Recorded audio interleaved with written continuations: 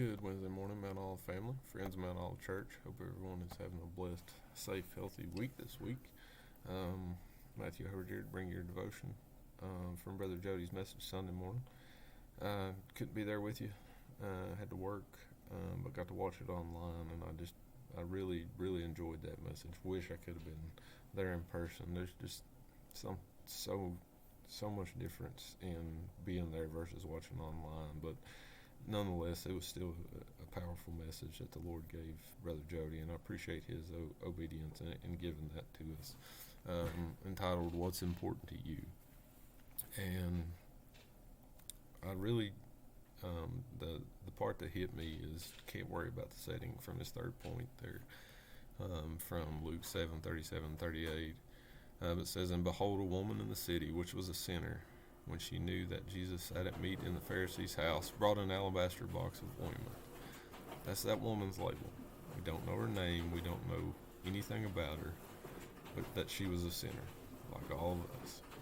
That Christ came for her, just like he came for us. And stood at his feet behind him weeping, and began to wash his feet with tears, and did wipe them with the hairs of her head, and kissed his feet, and anointed them with the ointment. Feet were nasty back then. I'm walking those dusty, rocky roads, just nasty. But this woman washed his feet with her tears. She wiped them with the hairs of her head. She kissed his feet and then anointed them with ointment. I would venture to say that she had never really been in the presence of a Pharisee before, that she was not worthy to come to them or come before them, let alone come into their house. But she knew that's where her Savior was. She knew that's where Jesus was in that house, and she was not going to let anything stop her from being in the presence of her Lord. And so I thought about another woman here that stepped away from her comfort zone, stepped away from the norm.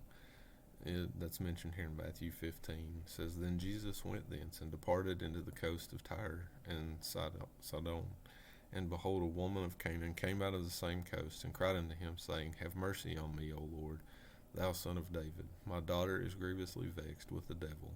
But he answered her not a word. And his disciples came and besought him, saying, Send her away, for she crieth after us. But he answered and said, I am not sent but unto the lost sheep of the house of Israel. Then came she and worshipped him, saying, Lord, help me." She's persistent. She stayed after Jesus. But he answered and said, It is not meet to take the children's bread and to cast it to dogs. And she said, Truth, Lord, yet the dogs eat of the crumbs which fall from their master's table. She knew, she recognized Jesus for who he was. Then Jesus answered and said unto her, O woman, great is thy faith. Be it unto thee even as thou wilt. And her daughter was made whole from that very hour. So you got two great examples here of people not worried about the setting, not worrying about the norm, what religion stated where they could be, what lines they could cross. They knew where their Savior was. They knew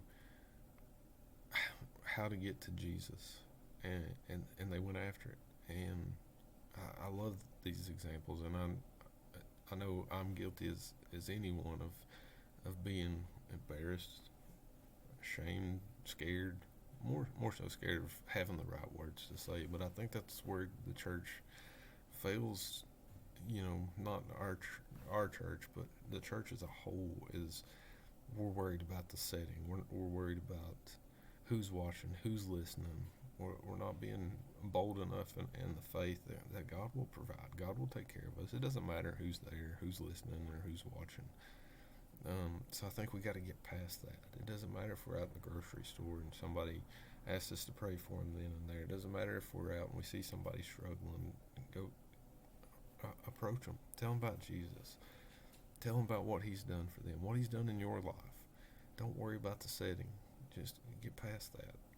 And just God will fill us with what we need to say, what we need to do, what we need to hear. He will guide us in that. So I encourage you this week, don't worry about the setting. It doesn't matter.